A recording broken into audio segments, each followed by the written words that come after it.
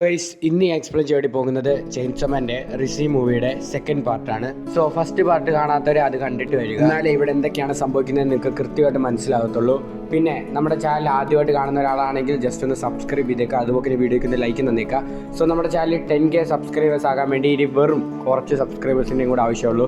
So maximum ഒന്ന് പെട്ടെന്ന് subscribe ചെയ്ത് നമ്മുടെ ചാനൽ 10K അടുപ്പിച്ച് തരിക. ഗൈസ്, ഞാൻ എക്സ്പ്ലെയിൻ ചെയ്ത് കാണണമെന്ന് താല്പര്യമുള്ള ആനിമീസ് ഒക്കെ ഏതൊക്കെയാണെന്ന് നിങ്ങളൊന്ന് സജസ്റ്റ് ചെയ്ത് പറയുക. നിങ്ങളെ ഏറ്റവും കൂടുതൽ പേര് പറയുന്നത് ഏത് ആനിമിയാണ് അത് നമ്മൾ എടുക്കുന്നതായിരിക്കും. ഞാൻ ഇനി കൂടുതൽ കാര്യങ്ങളൊന്നും പറയുന്നില്ല, നമുക്ക് നേരെ എക്സ്പ്ലനേഷനിലേക്ക് പോകാം. മൂവിയുടെ തുടക്കത്തിന് കാണിക്കുന്നത് നമ്മുടെ കഫേയാണ്. ഇവിടെ കാണുന്ന സമയത്ത് എനിക്ക് എന്തോ പോലെ തോന്നുന്നു, പക്ഷെ എനിക്ക് മാക്കിമേനെ വേണമല്ലോ. ഇവിടെ റിസി പറയുകയാണ്, ഡെഞ്ചി നിനക്ക് വേണ്ടി ഞാൻ ലഞ്ചൊക്കെ ഓർഡർ ചെയ്തിട്ടുണ്ട്. ഡെഞ്ചിയും അതുപോലെ റിസിയും അങ്ങോട്ടും ഇങ്ങോട്ടും ഓരോ കാര്യങ്ങളൊക്കെ പറഞ്ഞ് വളരെയധികം സന്തോഷത്തോടെ ഇരിക്കുകയാണ്. റിസി നമ്മുടെ ഡെഞ്ചിയോട് ചോദിക്കുകയാണ്, നിനക്ക് എത്ര വയസ്സുണ്ട്? നീ സ്കൂളിലൊക്കെ പഠിക്കുന്നുണ്ടോ? 16 വയസ്സാവുള്ളത്. പിന്നെ ഞാൻ സ്കൂളിന്റെ പരിസരം പോലും കണ്ടിട്ടില്ല. പിന്നെ എനിക്കൊരു ജോലിയുണ്ട്, ഡബിൾ ഹണ്ട്. കാര്യം കേട്ടിട്ട് എന്തോ വിയേർഡായിട്ട് തോന്നുകയാണ്. സ്കൂളിലും പോയിട്ടില്ല, പക്ഷെ ഡബിൾ ഹണ്ടിങ്ങിന്റെ ജോബും ഉണ്ട്. വളരെയധികം സ്ട്രേഞ്ച് ആയിട്ടുള്ള ഒരു കാര്യമാണ്. പക്ഷെ നീ വിഷമിക്കണ്ട, നീ സ്കൂളിൽ പോയില്ലെങ്കിലും പേടിക്കണ്ട, ഞാൻ നിന്നെ വായിക്കാനൊക്കെ പഠിപ്പിക്കാം. രണ്ടുപേർക്കും കൂടെ ചേർന്നിട്ട് ഓരോ കാര്യങ്ങളും പഠിക്കാം എന്ന് നമ്മുടെ റിസി നമ്മുടെ ഡെഞ്ചിനോട് പറയുകയാണ്. റിസി ആണെങ്കിൽ ഡെഞ്ചിനെ ഒരു ജാപ്പനീസ് അക്ഷരം വരച്ച് കാണിക്കുകയാണ്. സോ ഇതെന്താണെന്ന് നമ്മുടെ ഡെഞ്ചിനോട് ചോദിക്കുന്ന സമയം വര വരച്ച് വെച്ചേക്കുമല്ലേ എന്ന് നമ്മുടെ ഡെഞ്ചി പറയുന്നു. നിൽക്കുന്ന സമയത്ത് തന്നെ നമ്മുടെ റിസി അവിടെ കിടന്ന് ചിരിക്കുകയാണ്. അധികം കോമഡി ആണല്ലോ ഡെഞ്ചി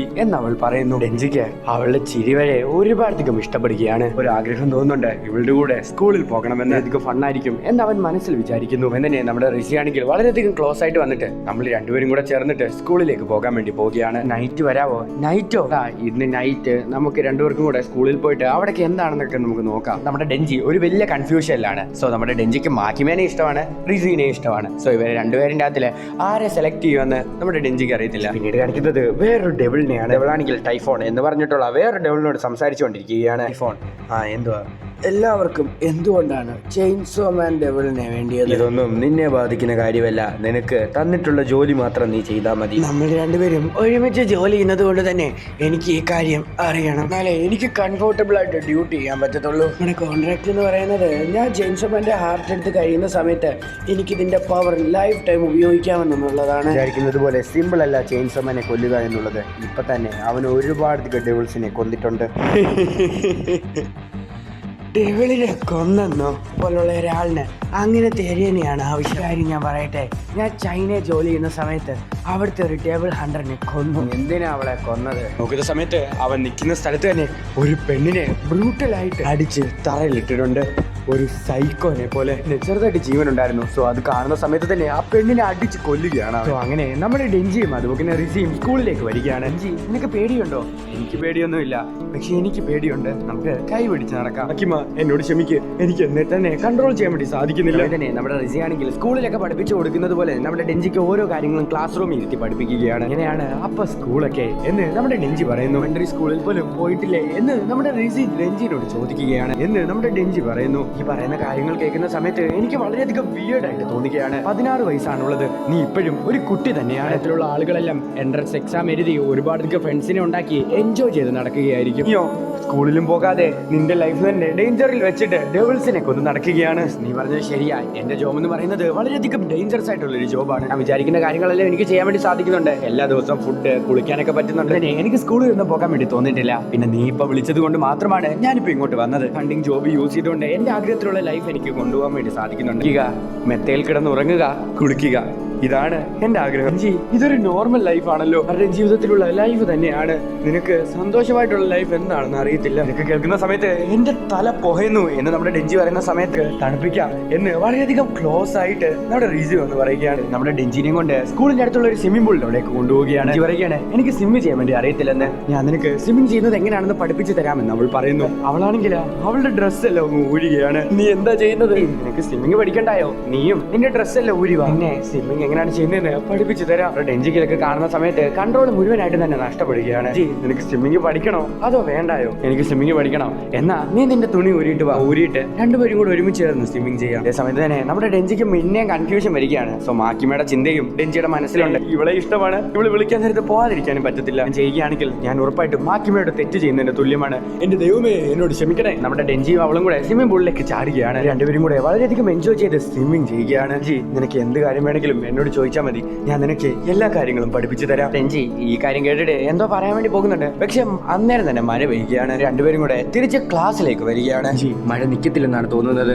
ഡെഞ്ചി, നിനക്ക് കൺട്രി മൗസ് ആകണമെന്നാണോ ആഗ്രഹം, അതോ സിറ്റി മൗസ് ആകണമെന്നാണോ ആഗ്രഹം? നിൽക്കുന്ന സമയത്ത് നമ്മുടെ ഡെഞ്ചിക്ക് എന്താണെന്ന് മനസ്സിലാകുന്നില്ല.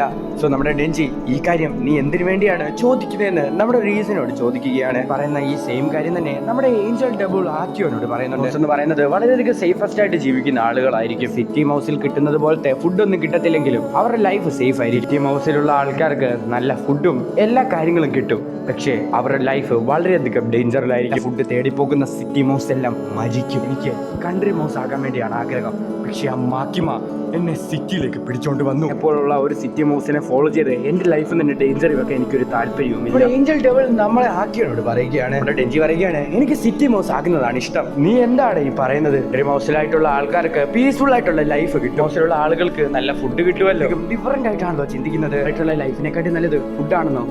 അതെ. അപ്പൊ നിനക്ക് ഫണ്ട് കിട്ടുന്നത് ഫുഡ് കഴിക്കുമ്പോഴാണോ? അപ്പൊ അങ്ങനെയാണോ? എന്നാ ശരി ഡെഞ്ചി, നാളെ ഒരു വലിയ ഫെസ്റ്റിവൽ നടക്കുന്നുണ്ട്. നമുക്ക് രണ്ടുപേർക്കും കൂടെ അവിടെ പോകാം.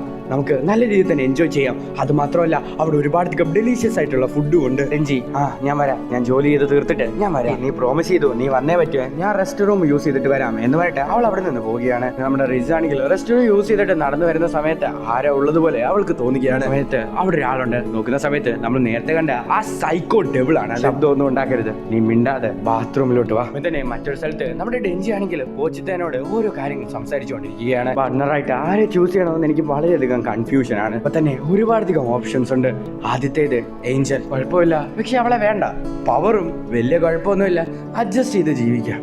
മാക്കിമ ആൻഡ് റീസി, എനിക്ക് അവരെ രണ്ടുപേരെയും വേണമെന്നുമുണ്ട്. രണ്ടുപേരെയില്ല ആരെ തെരഞ്ഞെടുക്കണമെന്ന് എനിക്ക് കൃത്യമായിട്ട് അറിയത്തില്ല. രണ്ടുപേരെയും കൂടെ ലൈഫ് പാർട്ണറായിട്ട് കിട്ടിയ കൊള്ളായിരുന്നു. അതേ സമയത്ത് തന്നെ ആ സൈക്കോ ഡെവിളാണെങ്കിൽ നമ്മുടെ റീസനായിട്ട് ഓടിച്ചുകൊണ്ടിരിക്കുകയാണ്. ഇത് ചെയ്യണമെന്ന് അറിയാത്തത് കൊണ്ട് തന്നെ അവള് ടെറസിലേക്ക് ഓടി വരികയാണ്. റൂമിലോട്ട് പോകാന്ന് പറഞ്ഞിട്ട് നീ എന്നെ ടെറസിൽ കൂട്ടിക്കൊണ്ടുവന്നോ?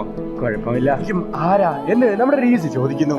നീ അറിയേണ്ട കാര്യമില്ല, പക്ഷേ നീ ആരാന്ന് എനിക്കറിയാം. Piece of cheese, I am mouse. I'm going to eat you. അപ്പൊ കൊന്ന് നിന്റെ ബ്യൂട്ടിഫുൾ ആയിട്ടുള്ള ആ ഫേസിൽ നിന്ന് സ്കിന്ന് വലിച്ചെടുത്ത് നിന്റെ കണ്ണ് ഞാൻ ഉരിഞ്ഞെടുക്കാൻ വേണ്ടി പോകുകയാണ്. എന്നെ ചെയിൻസോമാനെ കാണിച്ചു തരുന്നോ, അതോ അങ്ങനെ ചെയിൻസോമാനെ കണ്ടിട്ട് പറയണോ? ആയിട്ടുള്ള വുമൺ എന്റെ കൂടെ ഉണ്ടായിരുന്നു, അവൾക്ക് ഇപ്പഴും ജീവനുണ്ടെന്ന് തോന്നുന്നു. ഗട്സ് കുറച്ച് കൂടുതലാന്ന് തോന്നുന്നു. നീ മഴിക്കടി എന്ന് പറഞ്ഞിട്ട് ആ സൈക്കോ ആണെങ്കിൽ നമ്മുടെ റീസിനെ കൊല്ലാൻ വേണ്ടി വരികയാണ്. എന്ന് പറഞ്ഞ് നോക്കുന്ന സമയത്ത് അവനെ കറക്കി അടിച്ച് തറയിലിട്ടിട്ട് കഴുത്തിന് പിടിച്ചിങ്ങനെ വെച്ചിരിക്കുകയാണ്. ആ സൈക്കോ ഡെവിളിനെ അവൾ കഴുത്ത് ഞെരിച്ച് കൊല്ലുകയാണ്. പാട്ടുപടി അവളൊരു സൈക്കോനെ പോലെ അവിടെ ഇരിക്കുകയാണ്. നീയല്ലേ ഞങ്ങൾ ഈ ബിൽഡിംഗ് ട്രാപ്പ് ചെയ്യാൻ വേണ്ടി ഈ മര ക്രിയേറ്റ് ചെയ്തിട്ടുള്ളത്? നിങ്ങൾ ഇവിടെ ഉണ്ടെന്ന് എനിക്ക് അറിയത്തില്ലായിരുന്നു. ഈ ചെയ്ത തെറ്റ് ഞാൻ ക്ഷമിക്കുകയാണ്, പക്ഷെ അതിന് പകരം ഞാൻ പറയുന്ന കാര്യങ്ങളെല്ലാം നീ കേൾക്കാം. ആദ്യത്തെ ഓർഡർ തന്നെ ഈ ബോഡി നീ എവിടെയെങ്കിലും കൊണ്ടുപോയി ഡിസ്പോസ് ചെയ്ത ശേഷം വെയിറ്റ് ചെയ്തുകൊണ്ടിരുന്ന നമ്മുടെ ഡെഞ്ചി അടുത്തേക്ക് റിസ് വന്നിട്ട് ഒന്ന് ചെറുതായിട്ടൊന്ന് പേടിപ്പിക്കുന്നുണ്ട്. മനസ്സിലാക്കിയാണ് അത് നമ്മുടെ റിസ് ആയിരുന്നു എന്നുള്ളൊരു കാര്യം കാണിക്കുന്നത്. അവർ രണ്ടുപേരും ഫെസ്റ്റിവലിൽ വളരെയധികം എൻജോയ് ചെയ്ത് നടക്കുന്നതാണ്. ഓരോരോ സ്ഥലങ്ങളെല്ലാം ഇങ്ങനെ കണ്ട് ആസ്വദിച്ച് നടക്കുകയാണ്. ഡെഞ്ചിക്ക് വിശ്വസിക്കാൻ വേണ്ടി പോലും സാധിക്കുന്നില്ല. നമ്മുടെ റിസയുടെ കൂടെ നിൽക്കുന്ന സമയത്ത് നമ്മുടെ ഡെഞ്ചിക്ക് ഒരുപാട് ഹാപ്പി ആകുന്നുണ്ട്. രണ്ടുപേരും ഒരുപാടധികം കാര്യങ്ങളൊക്കെ കണ്ട് ഒരുപാടധികം എൻജോയ് ചെയ്ത് ഫുഡൊക്കെ കഴിച്ച് അങ്ങനെ ഫയർ വർക്ക് നടക്കുന്ന കാര്യം കാണാൻ വേണ്ടി ഒരു സ്ഥലത്തേക്ക് വന്ന് നിൽക്കുകയാണ്. ഇവിടെ നിന്ന് ഫയർ വർക്ക് നല്ല രീതിയിൽ തന്നെ കാണാൻ വേണ്ടി സാധിക്കും. പിന്നെ നമ്മുടെ റിസ് നമ്മുടെ ഡെഞ്ചിനോട് ചോദിക്കുകയാണ്, പ്രധാനപ്പെട്ട ഒരു കാര്യം പറയാനുണ്ട്.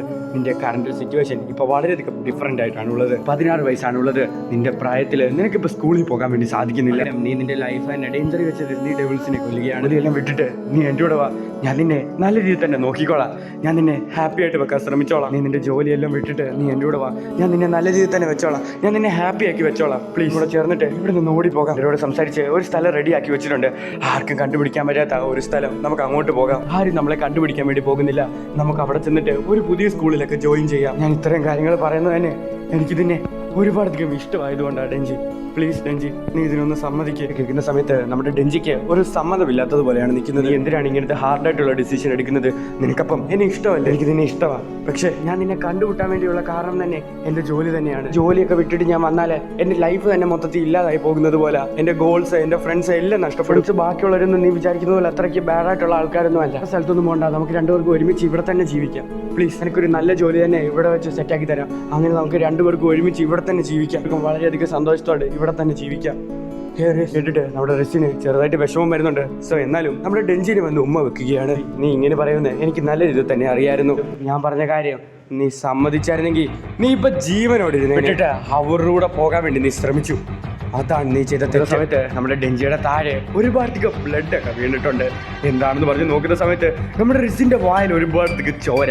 നമ്മുടെ റിസിന്റെ വായിൽ ഒരു കത്തി ഉണ്ടായിരുന്നു. ഡെഞ്ചിയുടെ കഴുത്ത് നമ്മുടെ റിസ് മുറിക്കുകയാണ്. നീ സമ്മതിച്ചായിരുന്നെങ്കിൽ ഞാൻ നിന്നെ ശരിക്കും ഒന്നും ചെയ്യത്തില്ലായിരുന്നു. നമ്മൾ രണ്ടുപേരും വളരെയധികം ഹാപ്പി ആയിട്ട് ജീവിച്ചേനെ. പക്ഷെ നീ അത് സമ്മതിച്ചില്ല. പക്ഷേ ഞാൻ ഈ പാട്ട് അവസാനിപ്പിക്കുകയാണ്. പോലെ ഒരു കിടുവൻ ട്വിസ്റ്റ് ഒക്കെ വന്നത് നിങ്ങൾക്ക് ഇഷ്ടപ്പെട്ടോ? സോ മൂവിയിലോട്ട് ഇതുവരെ കയറിയിട്ടില്ല, പകുതി മാത്രമേ ഞാൻ എക്സ്പ്ലെയിൻ ചെയ്തിട്ടുള്ളൂ. സോ ഇനിയാണ് കുറെ കാര്യങ്ങൾ ഇനി സംഭവിക്കാൻ വേണ്ടി പോകുന്നത്. നിങ്ങളുടെ മനസ്സിൽ ഒരുപാട് ചോദ്യങ്ങൾ ഉണ്ടെന്ന് എനിക്കറിയാം. റിസിന് നമ്മുടെ ഡെഞ്ചിനെ ഇഷ്ടമായിരുന്നു. നമ്മുടെ റിസ് ഡെഞ്ചിനെ ആക്രമിച്ചത്. റിസും ഒരു ഡെവിള് തന്നെയാണോ? പോലെ തന്നെ നമ്മുടെ ഡെഞ്ചിയുടെ ഹാർട്ട് എടുക്കാൻ വേണ്ടി വന്നതാണോ എന്നുവെച്ചാൽ ചെയിൻസോന്റെ കാര്യങ്ങളും നിങ്ങൾക്ക് കറക്റ്റായിട്ട് മനസ്സിലാകുന്നതായിരിക്കും. സോ അടുത്ത ദിവസം അടുത്തൊരു വീഡിയോ ആയിട്ട് വരുന്നവരായിരിക്കും. ബൈ.